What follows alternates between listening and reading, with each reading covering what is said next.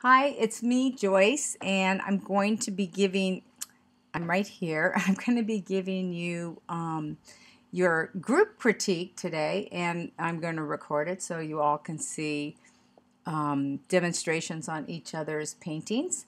And here we go. Let's just get started.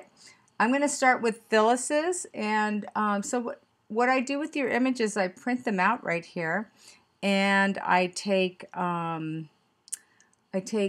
I take time to sit down and I do a little sketching right here on the critique to note what I'd like to say when I get the whole shebang set up. Okay, so you can see this is my demo piece here, and what I did was I tried to incorporate some of the same brush strokes that Phyllis has over here so I can show how to correct them. And sometimes I paint right back on the paper here. Okay, so I want to say that first and foremost, the fact that you've got your white flowers in and you've got the red poppies in and you've got the center here working for you, that's very good. You have a variety of, you have your lightest and you have some of your darkest over here, but we have to make it move about. So up here, we're going to add a little bit more darks here, some more medium values, and I'm going to show you how to glaze over this so your eye doesn't go directly there, because when you have two darks here and here, the eye will go directly to these shapes. So you have to sprinkle them about, throughout your painting. Okay. Now, if you look up here, I just made some darker markings in this area. And all you have to do, Phyllis, is come in. You can take, I'm going to show you my palette really quick. Okay, so here's my palette. And what I do is, it doesn't matter what kind of palette you have. I use different kinds. This one happened to be the clean one, so I use this one. So I put out a bunch of different, a variety of colors that I see in the poppy. Okay, now you can have your darkest red, you can have your fire engine red, whatever reds you want. It's okay. You don't have to follow my palette completely. You can have a deeper, an orange red, orange, and then yellow. And of course your darkest red, which you can put up here. There you go. Let me go over here. I've got a little bit more permanent alizarin crimson over here. And there we go. A little bit more. So that's how I like to paint, is having all my colors ready to go instead of stopping and mixing and then having to go back and place them. So there's a variety of colors going through my poppy. Okay, so we have these dark marks here that we have to kind of blend in. And there's a couple different ways of going about it. You could take a glaze of permanent alizarin crimson, and boy, you can almost see that on camera too. That would be really cool if I could get that to happen.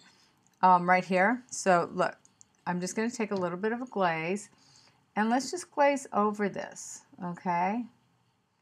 Let's glaze over this as if we're trying to find that movement within the poppy here. Okay, now I'm going to take a little bit of a darker value here, and I'm just going to let it bleed right on in. Okay, now it no longer looks like spots. It has more of the flavor of the poppy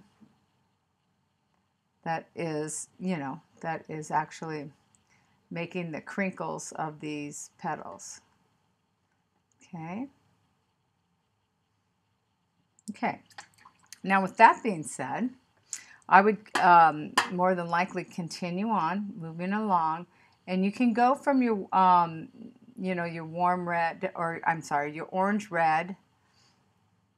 They're all warm, right? Except for the darkest one. It's a little on the cooler side. And then you can soften an edge, and then you can pull it this way. Okay, and then you can pull it on up.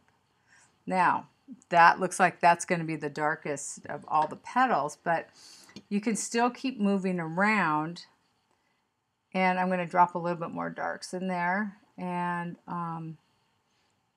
move that. Okay, then I'm going to take this dark red and I'm going to apply it here, and you can apply it up here, and you can make that let's make that disappear a little bit. Yeah, so we just don't want the eye to be drawn to one area of this of the poppy.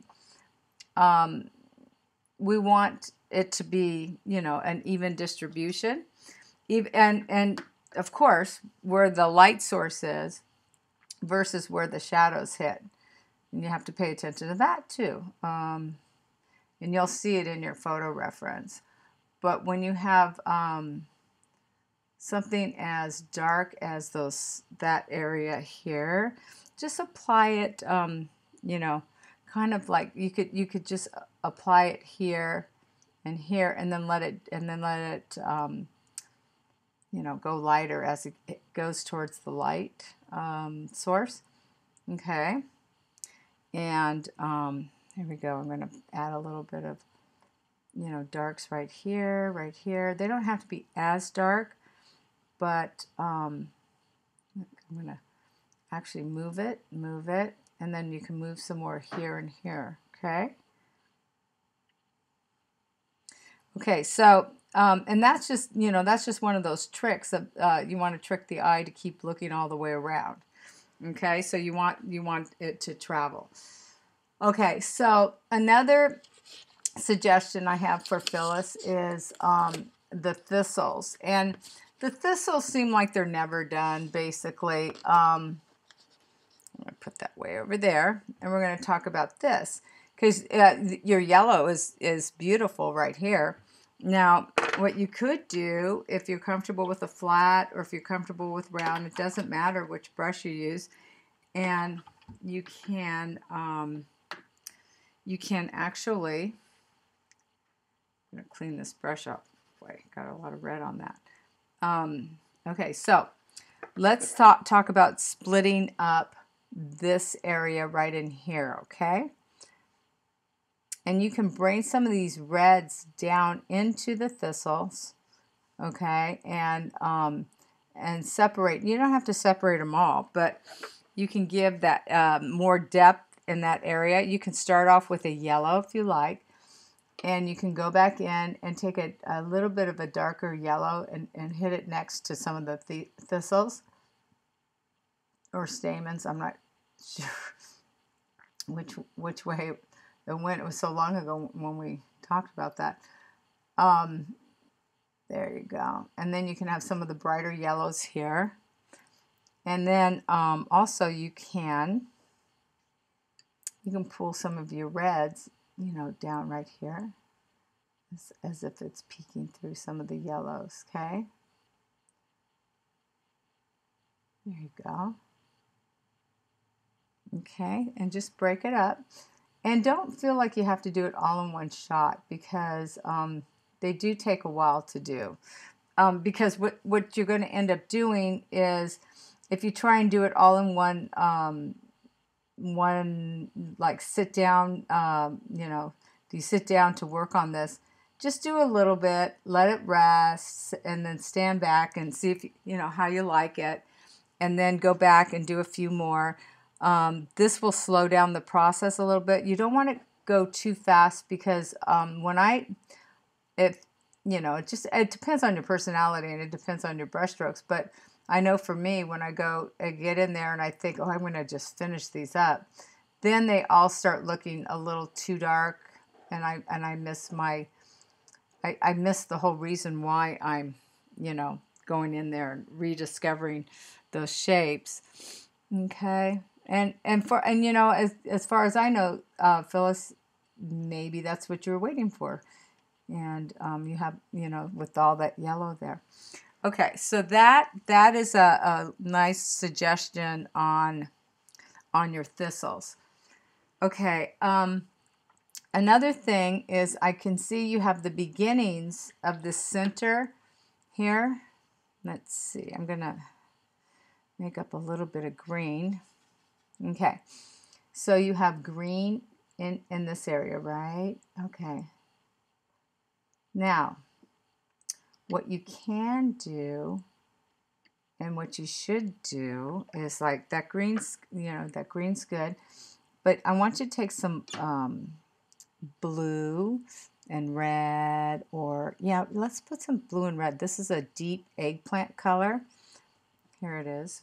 And I want you to come in and you tap, tap, tap all along.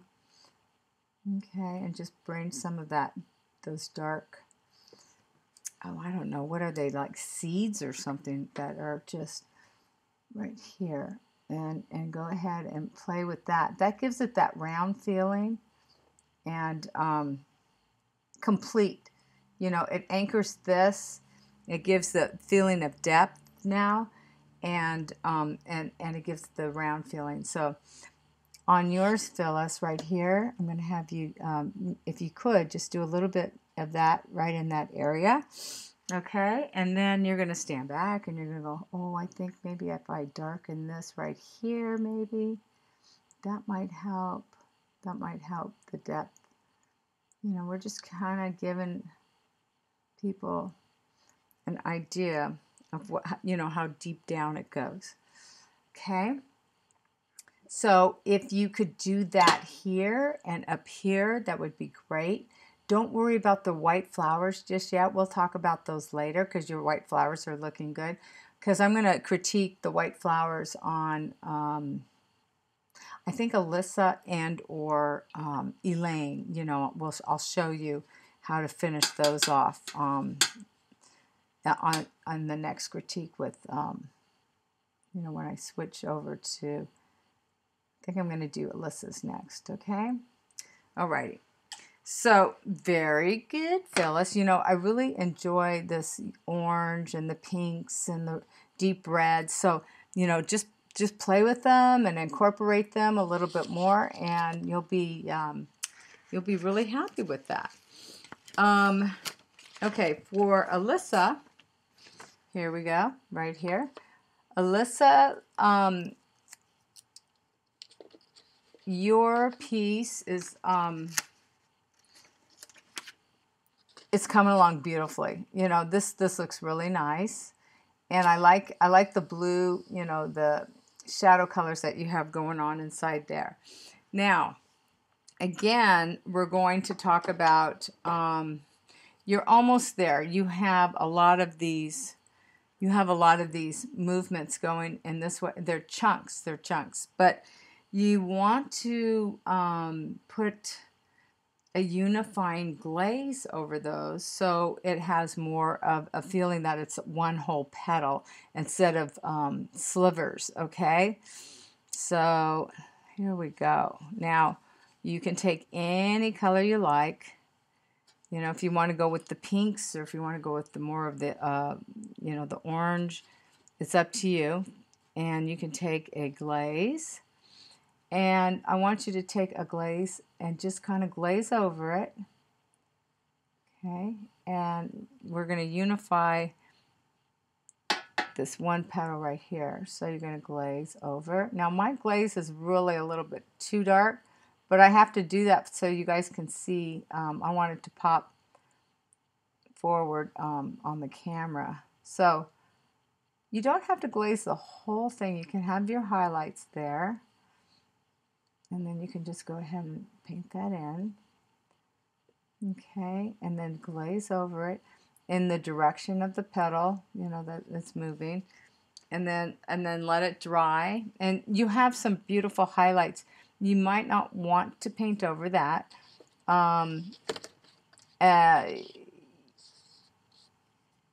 You can leave some of the highlights there, but I just want some of these more the thicker movement. You have a nice variety of color.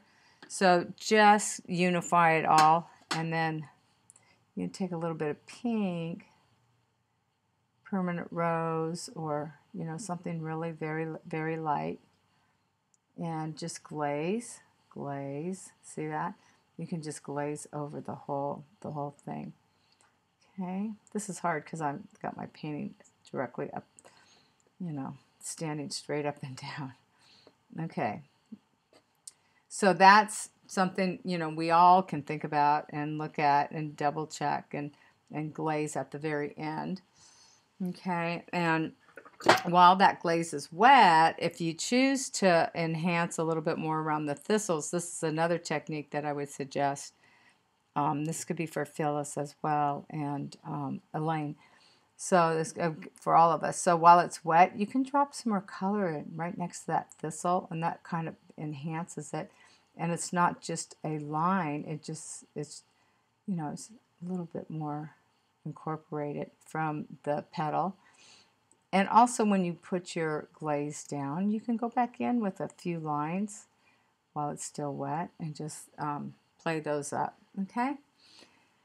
Okay. So let's talk about the white poppy, and I'm going to bring this other board in because it hasn't been as overworked as this one. These are my demo pieces, and I keep playing with them a lot. So here's another demo piece, and we're going to talk about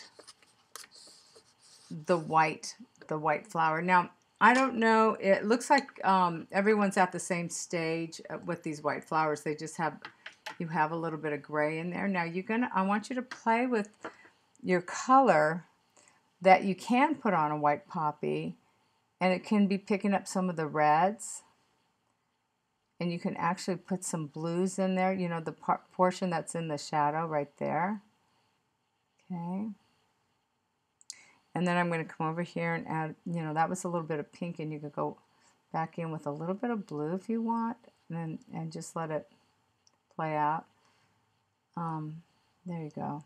So it's just not gray, because see, here's down here I have a lot of gray right there, and you can actually, you know, this is where you can, let's see, I'm going to mix up maybe a little bit of a purple with the, you know, take my blue and red, and you know, if you want to just drop that in, and then you can soften it with a damp brush if you like, or you can leave it just like so. So there's a little bit more purple in there. It's a cooler shadow. Okay, and you just follow the direction. Now this section right here of the poppy is always, it's always a challenge to get the highlight and then the shadows. And here we go. I'm going to make sure this is a little bit darker against that edge, because this folds forward. There you go.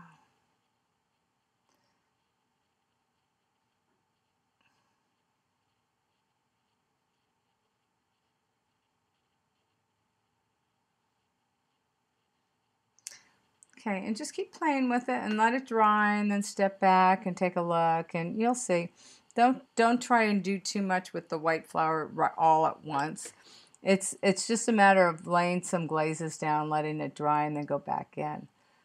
That's hard for me because I like laying down my darks.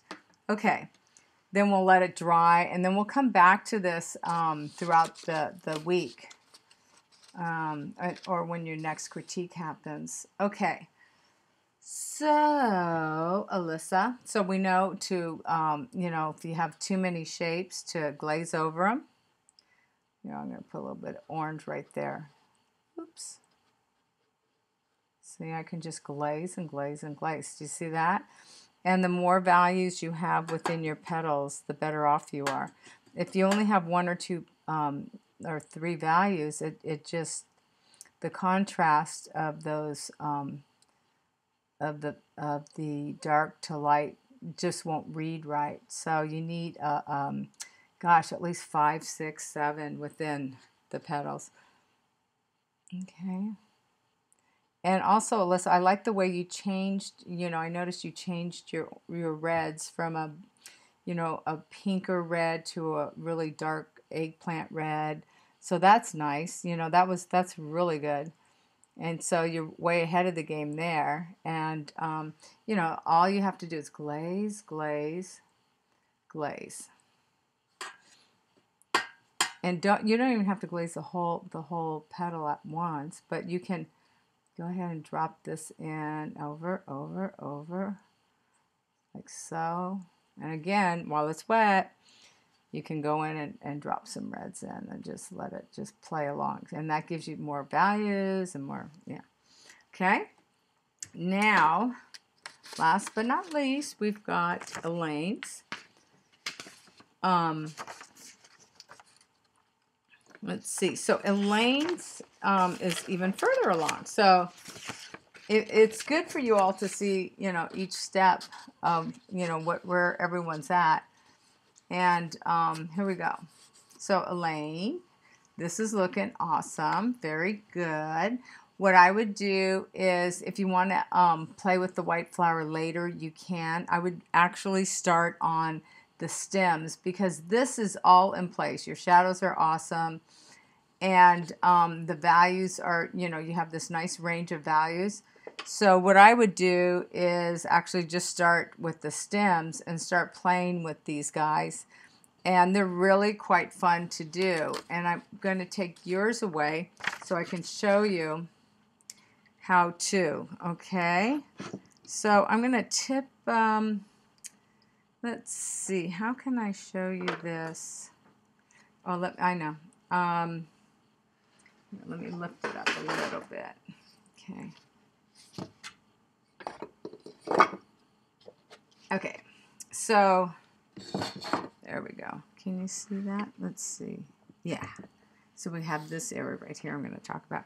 Now, what I like to do is start with, you know, some of the stems, and I like to put them in place. And you can just start and go ahead and lay those in. And what that does is it gives you a jump-off point of where to start. I'm going to actually glaze some of this green right here. And then you can start incorporating all of your stems. And also, you know, this guy, okay, this one's behind this one is in front of this one, so that's a little bit darker there. And you don't have to do that right away. You can come back in and we can, you know, that could be detailing later on. And I love these ones that curl like so, and they go up and over, and then they come on down, okay? I can do one over here for you. I'm going to get some a lime green.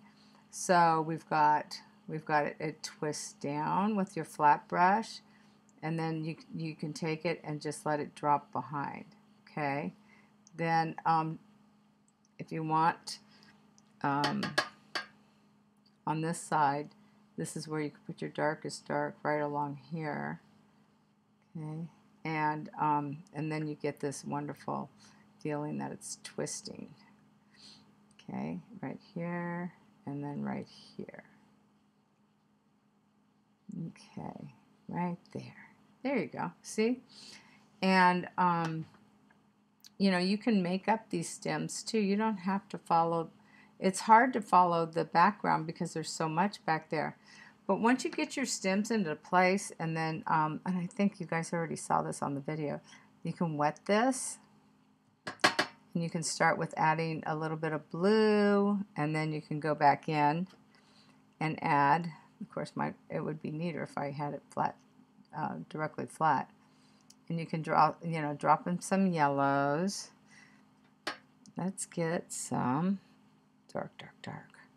Okay, here's a real dark color, and that gives it the depth that you know that I'm looking for my backgrounds, because I want people to, you know, when they look at my painting. And I know, Lane, you said that you gave me 3 things that you were working on, and here is one of the bold moves that you can do, and not go with the reference photo, but just go with what you think looks great on your painting, and just work away from your, you know, the photo reference can be just that, a reference. It doesn't have to be the absolute. Okay, there you go. So I'm just going to drop some more color in there. So these soft edge movements still makes it look like there's more, you know, leaves back there and such. And I'm going to put a little bit darker shape, a little bit darker shape. Okay. Okay, and then you know, just leave that alone. So you've got in this area here, we're going to have foreground, middle ground, background. And it takes a while to get there where it starts to read as it has depth. But just play with each shape. Now that they're broken up here, you can play with each shape. And my biggest tip to you is, okay, if you put a dark shape on this side of the stem, put it on that side of the stem so it runs behind it, okay?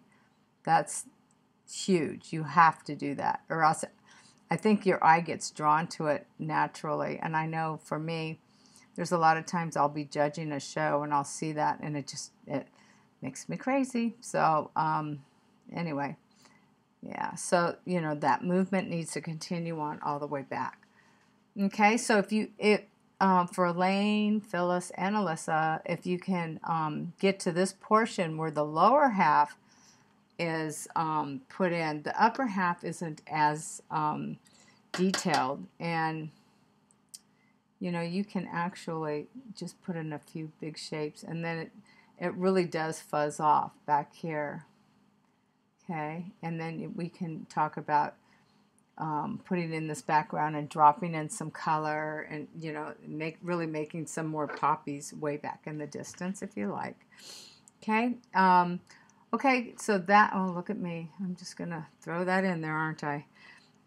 So that's it for now, and this is how you, if in case you get that urge to go on ahead, and you can, you know, this could be a little bit of a poppy way in the back, and then you know, you could throw some more green in up here. So yeah, so it doesn't have to be as detailed as it is down here, because you want your eye to be drawn to this area right here. Okay, so that's it for now. Good luck this week. You know, follow all the reading material, and if you have any questions, you know, just post them, and I'll answer them as best I can. And if you need another update on or a critique throughout the week, let me know, and I'll be happy to do that too. Okay, hope you're having fun with the painting. Bye-bye.